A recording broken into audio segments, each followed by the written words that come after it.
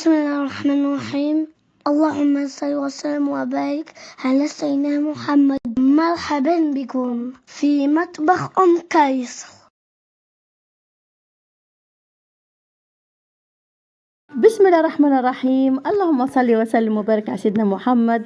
اليوم ان شاء الله جبت لكم جلبانه تونسيه ما شاء الله، الله يبارك، في الفور بطريقه سريعه ما شاء الله وماهيش مكلفه، وطيبت معاها خبز طابونه جات روعه. والخبز طابونه هبطه لكم في القناه ونحط لكم الرابط في الاسفل ان شاء الله. اذا عجبكم الفيديو ما تنسوش تعملوا جيمي صابوني وتبارطاجيو لاحبابكم واصحابكم، وبارك الله فيكم. بسم الله، عملت خبز الطابونة خليته يرتاح باش نطيبه، ولنا خرجت عندي كيلو جلبانة من الكونجيلاتور وباش نعمل جلبانة في الفور هكا خفافي في ساعة ما طيب. عندي لنا الدجاج غسلته في الخل كالعادة ونظفته ونحيت له الجلدة نتاعو باش نحط كل شيء على بعضه. شوفوا معايا الطريقة هذه. لنا عندي 2 رص بصل قصيتهم جويدين وحطيتهم مع الجلبانة. عندي البطاطا كالعادة خاطر ولادي يحبوا البطاطا، شوفوا قصيتها وحضرتها. بسم الله، هذه نحيوها. قصيتها وحضرت البطاطا، شوفوا غسلتها. ولنا عندي الجلبانة باش نصب كل شيء مع بعضه وباش نعمل جلبانة في الفور سهلة بسيطة وما تاخدش برشا وقت. عندي 2 قرون فلفل وكعبة طماطم مانيش باش نحطهم توا، باش نحطهم من بعد. بالنسبة للفاحات اللي باش نستعملهم ان شاء الله، عندي مغرفة هريسة عربي، مغرفة فلفل اكحل، شوية زنجبيل، مغرفة ونص تبلو كروية للدجاج تمشي، الكليل والزعتر مغرفة صغيرة، مغرفة كركم ومغرفتين فلفل احمر، باش نحط كل شيء مع بعضه كيف ما قلت لكم وباش نخلطوا كل شيء.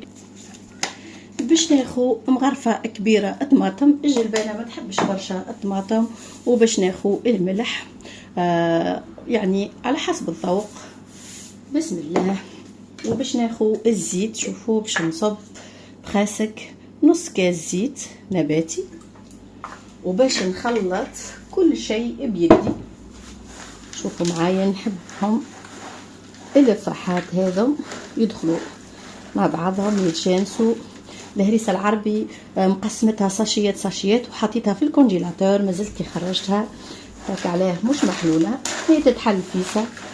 بسم الله، شوفوا معايا باش نخلط كل شيء مع بعضه الا الفلفل والطماطم، يعني الفلفل الاخضر والطماطم من بعد نحطهم واش توا.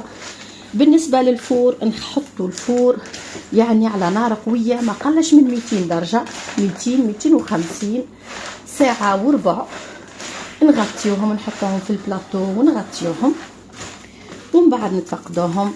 الجلبانة تجي فيها شوية صوص، ماهوش طاج يعني مصلي هذا باش يجيكم تجي شايحة. شوفوا معايا بسم الله، نخلطهم الكل. نحبك الفاح الكل يدخل وراي تجيكم بنينة ما شاء الله في الفور. نبدلوا مرة فور مرة نطيبوا، نقعدوا نقليوا ونفوحوا كل مرة كيفاه. لنا باش نصب شويه ماء على يدي وباش نحط كونتيتي من الماء، وباش نجيب البلاطو متاعي ونصبوهم في البلاطو ونكملوا الباقي. ونقول لكم الكونتيتي نتاع الماء قداش ان شاء الله. بسم الله، شوفوا بسم الله ما شاء الله. هذا البلاطو نتاعي، وباش نصب الكميه الكل نقص بيدي هكا شويه، سورتو البطاطا واللحم نحاول ننظمهم. شوفوا معايا بسم الله.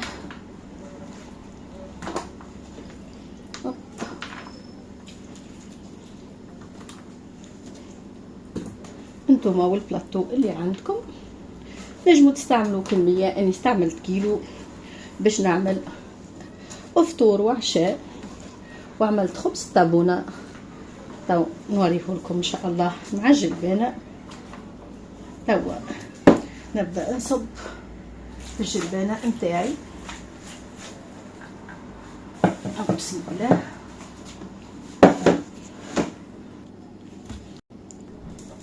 هذا البلاطو متاعي زدتو الماء، شوفوا كمية الماء اللي فيه باش يطيب، باش نغطيه بالبابي كويسون بسم الله، ونزيد نغطيه بابي ألمنيوم ونخليه ساعة وربع في الفور، ما أقلش من 200 درجة. إذا فوركم مش سخون برشا حطوا 250، إذا سخون 200 باهي.